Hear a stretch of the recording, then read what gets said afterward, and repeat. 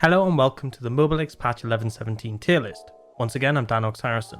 Just a reminder that recently we had some big changes to our tier list. We added an extra tier to better spread out the champions in our list, and we've updated the tier list page on our site. Tier list videos didn't change too much as we still only focus on champs from S, A and B, but you can head on over to mobalytics.gg to see the full list including C and D tiers. They're featured in the table at the bottom of the page. Now let's jump straight in. So let's get stuck in with the top lane.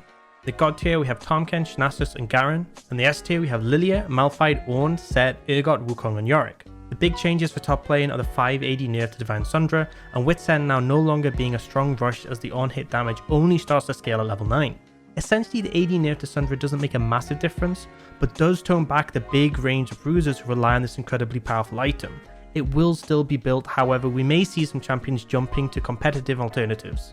Wits End's change is really rough as essentially for a lot of champions allow them to dominate matchups into champions dealing magic damage, but since you can no longer rush it, the main use case is eliminated. You'll still be able to pick it up later as a solid item to provide some MR, but you won't be able to steamroll an AP lane opponent quite so easily.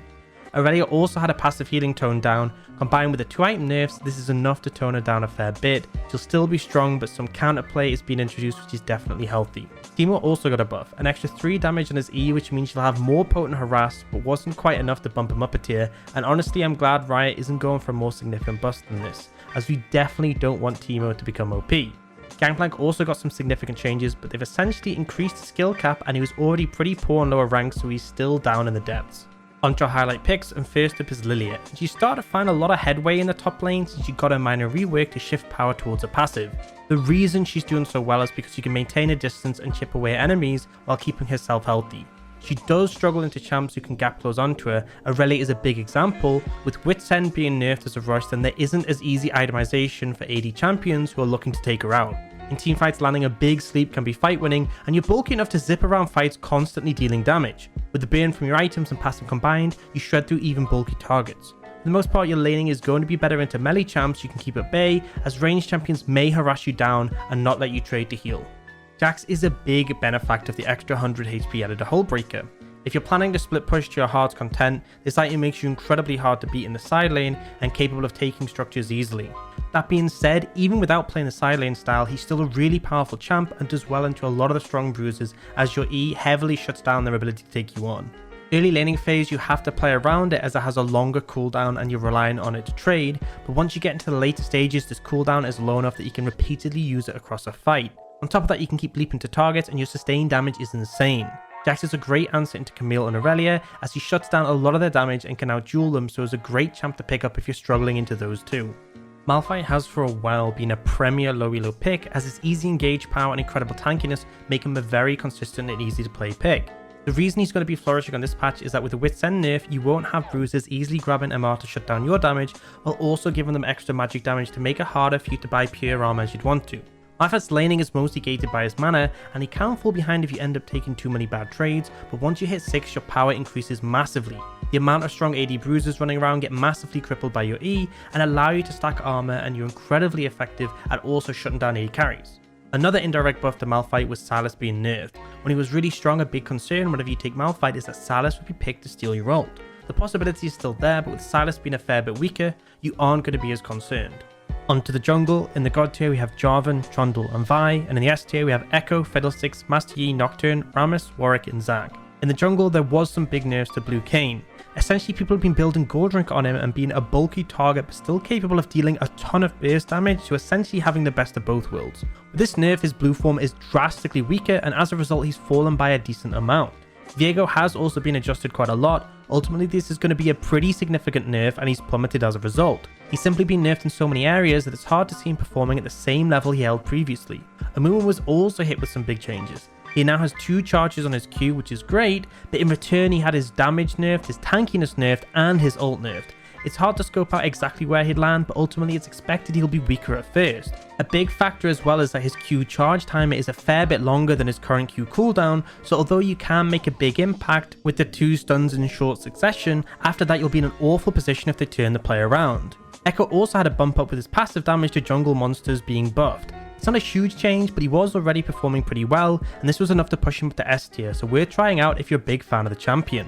Onto highlight picks, first up is Jarvan. He got some buffs to his AD ratio on his ultimate and his passive damage last patch, and it was a massive difference to his power. His early damage is a decent bit better, and your full combo is much more potent. In terms of atomization, the bruiser items suit you perfectly as you can jump in with your ult, group a bunch of enemies together, and use Gore Drinker for a ton of value and survivability. Your ganking is powerful and you shut down immobile champs very effectively. A big thing if you're playing Jarvan is to track the enemy team's flashes, especially on immobile champions. There's a big difference between you ulting an Ashe and having a trap with you until it expires, and her simply flashing immediately out.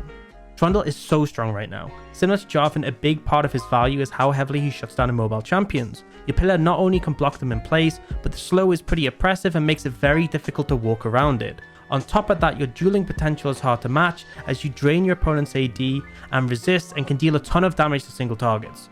Trundle is a really solid jungle pick, and the fact he can be flexed to support as well keeps your opponents guessing as to where he will go.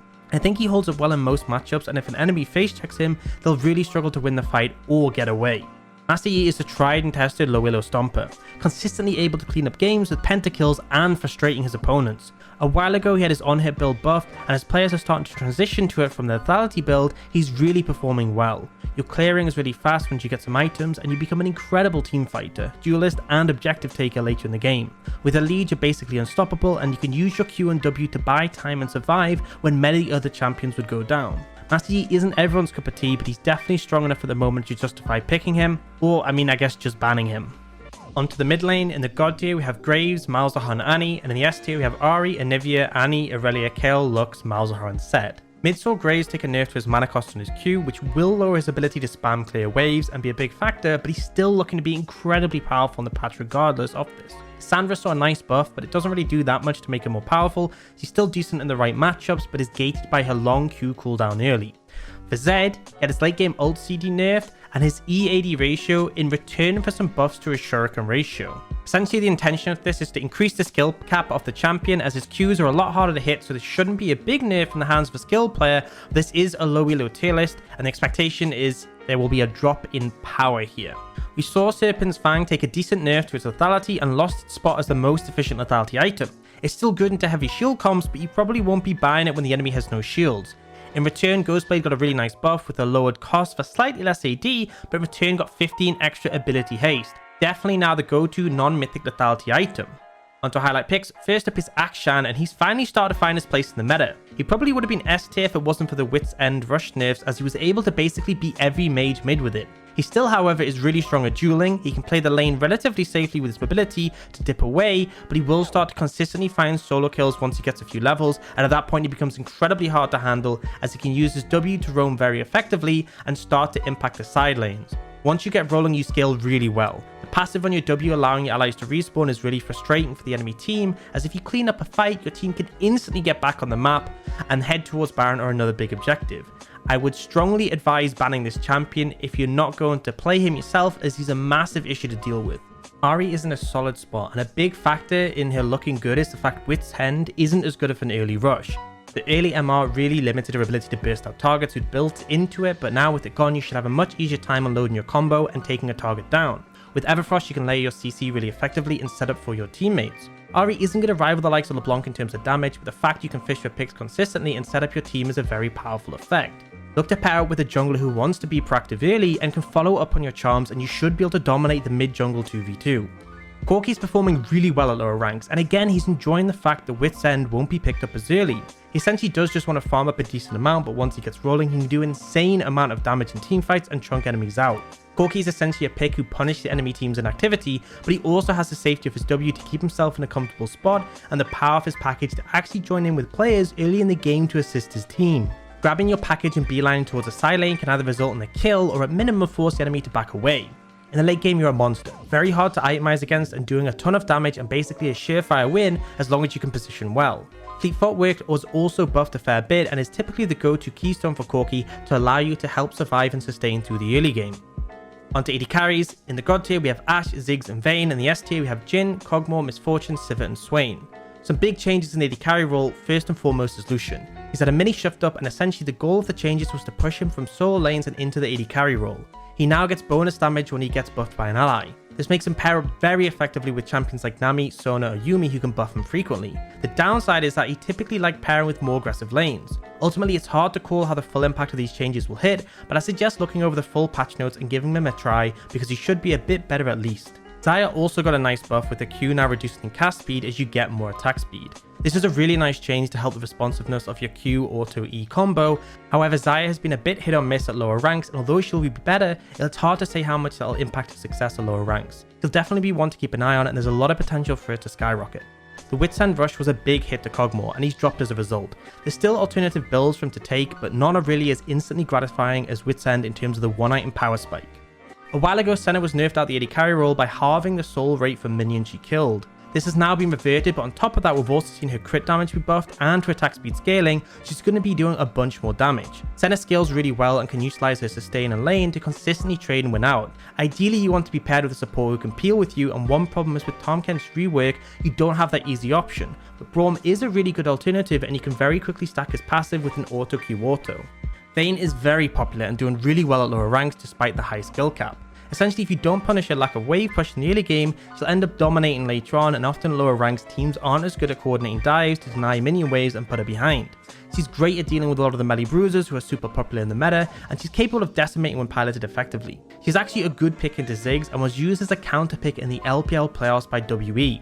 Of course, that's looking at it at a pretty high level, but essentially Ziggs can't really punish her in the early levels, and by the time Ziggs has some mana to play around with, she can look to all in with her ult. On top of that, she's very hard to hit with skill shots thanks to her ultimate and tumble.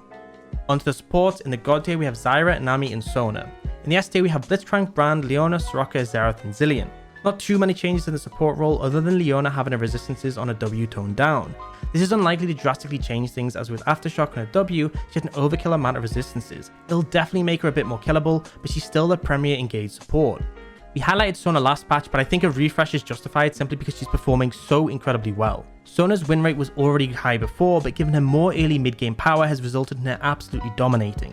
She scales incredibly well, can keep you healthy in teamfights while also harassing in lane. As long as you don't go 0-5 in the laning phase, then you should be in a comfortable position. Sona isn't super hard to play, so it's a great pickup for any player. Just be sure to consistently stack your passive so you can start to spike really hard in the mid game. Ral's most recent buff has put her in a good spot, and she started to gain popularity at lower ranks. Essentially, she's an amazing engage support, and if your team is reliant on that to shut down a high priority target, then she's very effective at locking them down for your team to follow. On top of that, your Q instantly destroys shields, which is great against picks like Sona or even anyone with hysterics. Ral struggles into matchups that use knockups to interrupt or engage. Things like Alice and Janna do well here, but for picks who don't have any tools to negate her, she really is popping off. Nami got some really solid buffs on the patch. Lowered mana cost on her W and some extra base HP aren't game changers, but they take her from a good position to a great one, and she'll be harder to all in and have much more longevity in fights. Nami's control is excellent, and she's able to lock targets down and disengage effectively when piloted well. Her E is a great tool for giving your AD carry extra chase power and damage, and with Imperial Mandate it's very easy to proc both the application and the follow-up damage, and the result is targets will get absolutely shredded. And that's it for this patch. Hopefully this has been helpful in getting you up to speed on the meta. If you're interested in seeing the full low-elo and high-elo list in one place, including C&D tiers, then head on over to mobalytics.gg where you can get even more info including counters, builds, tips, combos and more. Everything has just been revamped, so be sure to check it out. See you next time, and thanks for watching.